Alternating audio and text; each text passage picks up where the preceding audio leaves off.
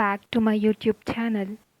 Today we are going to discuss about distributed systems and distributed systems in blockchain. Before going to distributed systems in blockchain, first let us understand what distributed systems are. Generally, distributed systems are collection of computers that work together as one. Here computers are nothing but nodes. Computers are also called as nodes. So, like in a system, if a nodes are working together as one, if the nodes are working together as one, then they are called as distributed systems. It means that they are distributed and they are working as one. That's why they are called as distributed systems. Even though here multiple computers are involved, they appear as one to the user. For example, I'll tell you a beautiful example, that is Google search. Google search is a beautiful example of this. Like if you search something in Google, it appears as a single search for you. But in the backend, many servers are involved in it. Like many servers are involved, but it appears as a single one to the user. In this way, we call distributed systems as it is a collection of computers but work as one unit. Now let us enter into what blockchain distributed systems are. Now let us understand what blockchain as a distributed system is. Blockchain as a distributed system has three major points. They are decentralized, publicly verifiable and tamper-proof. Decentralized is nothing but it doesn't have any central network. It means that they all are connected but they don't have any central network. Like they'll be connected to each and every node, but it doesn't have any central authority that tells it to do some work. They always distribute their work and work as single unit. In that way, we call it as there is no central authority to them. And the second one is publicly verifiable. It means that here, for example, let us consider an example where it has 4 nodes. Here, these 4 nodes are involved in the network. Each of the node is having a copy of data. It means that each node has a copy of data where it ensures that if the transaction is made secure or not. Like, let me tell you clearly, every node holds a copy of the data. Here, these 4 nodes are involved in the network. Each of the node holds the copy of the data and it makes sure that every transaction is made secure. That's why we call blockchain as a distributed system has publicly verifiable feature. That's why we call it is publicly verifiable. Blockchain as a distributed system, it is publicly verifiable. And the third point is tamper-proof. Tamper-proof. It means that, as I told you, every node holds some data, right? Like each node has some data. The data which is added to the blockchain can't be changed. Like if you want to change some data in the blockchain, it must have an agreement from the majority of nodes. Like if you want to change the data in the second node, then majority of the nodes, like first node, fifth node, fourth node and the third node, all the nodes has to accept for the change. Until and unless they accept, the data cannot be changed without the agreement from the majority of the nodes. That's why it is tamper proof. Now let us discuss about the key components of the distributed system in blockchain. Yeah, the major components of this are nodes, and it doesn't have any central server, and the coordination among the nodes.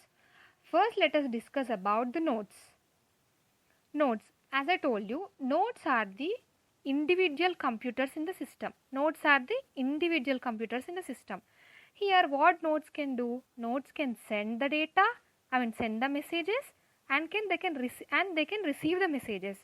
These nodes can also store and verify the data. These nodes can store and verify the data. They can send, they can receive, and they can also store and verify the data. And coming to the nodes, there are three types of nodes. Those are honest nodes, faulty nodes, and Byzantine nodes. Let me tell you about each node. Coming to honest nodes, these nodes are like good players in the network. These nodes are like good players in network because these are like first benchers in a class, because these honest nodes follow all the rules and the protocols set by the blockchain or distributed system. These follow all set of rules and protocols set by the distributed system. That's why we call these nodes are good players. These honest nodes help in validating the transactions correctly, and they share accurate data with other nodes. And these nodes also work collaboratively to maintain the integrity of the system. That's why these nodes are honest nodes. Coming to faulty nodes, these faulty nodes always occur some unintentional issues. These faulty nodes always occur unintentional issues like software bugs, and hardware failures, or network problems. That means that these faulty nodes don't act maliciously, but might cause disruptions because they cannot perform their task properly. These faulty nodes cannot perform their task properly because they have some unintentional issues like software bugs and hardware failures. They cannot perform their task properly. And the next one is Byzantine nodes. Byzantine nodes are the bad players. They act unpredictably due to intentional malicious actions. Here we have unintentional, but in Byzantine we have intentional ones. That's why these are bad players in the system. Okay, that is about nodes. And the second one is no central server. Here, this blockchain distributed system doesn't have any central server. It means that no single computer, as I told you already, here we don't have any single computer that stores all the data, because every node has a copy of data. See guys, only this single point is revolving around the whole concept. All you have to remember is there are multiple nodes involved, and it doesn't have a central server. Or central node, and you have to remember that every node has a copy of data. See, these 3 points are being explained in every point. So all you have to do is you have to just remember that it is decentralized network. It means that it doesn't have any central server. And the third one is coordination among the nodes. As many nodes are involved, they must have a good coordination, right? To have the good coordination, they use an algorithm called consensus algorithm. This consensus algorithm provide POW and POA, plan of work and plan of action. See, by following consensus algorithm, they work in good way. They work each other and they have a good coordination. Okay, that's all about the components. Now let us discuss about the challenges. What are the challenges that we face in blockchain as a distributed system? Coming to the challenges, the first challenge is coordination issues. As I told you, there is no central server, and they all must have coordination. Like all the nodes must have coordination. We have this issue. We have coordination issue. All the nodes have, like every node has to agree on a point to make a change, right? That's why we have coordination issue. Coming to the second one, fault tolerance. See, to avoid this issue, we use consensus algorithm. Consensus algorithm provides POW and POA. That's why for an extent we can avoid this coordination issue. And the next one is fault tolerance. This system should keep running even if some nodes fail or behave maliciously. Like I told you in the nodes one, the third node, Byzantine node, won't work properly because it has intentional faults, right? It has intentional faults. Due to those faults, it can't work properly. Because of those nodes which fail, for those also the system has to run. The system has to be keep running. That's why we say fault tolerance as one of the challenge. And the next challenge is Byzantine faults. As I told you, Byzantine has intentional faults. Because of this, we say that we have Byzantine blockchain is specifically designed to handle these kind of faults, like these Byzantine faults, using Byzantine fault tolerance algorithm. Byzantine fault tolerance algorithm. The faults caused by Byzantine or Byzantine faults, and these challenge can be overcome by Byzantine fault tolerance algorithm.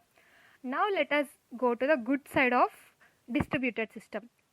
Let us talk about the benefits. The benefits are data security and transparency. No single point of failure since data is distributed. Coming to data security, there is no when the data is distributed, like when they distributed the data properly and if they have the coordination, no single point of failure. There is no single point of failure. And coming to the transparency, all transactions, like every transaction made by the every node is visible to the all nodes. All nodes can know what the other one has done, and they are ensuring the trust as well. Because every transaction is visible to other, they are ensuring the trust. Fault tolerance is also the benefit because the network keeps working even if some nodes fail. Like if some nodes fail, the network works, right? Before, as I said. So when an attack comes or like something that happens, this kind of working is benefit to the distributed system. Coming to the decentralized system, decentralized trust, it is an advantage because here there is no need of middleman.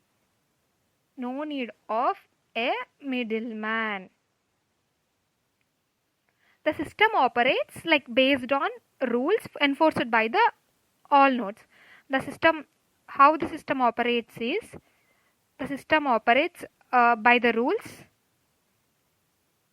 enforced by the nodes, enforced by all the nodes. It doesn't require any middleman. The system operates by the rules enforced by all the nodes. That's how it have benefits. As we have discussed about distributed system, what distributed system is, and how blockchain is a distributed system, and then the key components, and then the challenges and the benefits. Hope you all like the video. Don't forget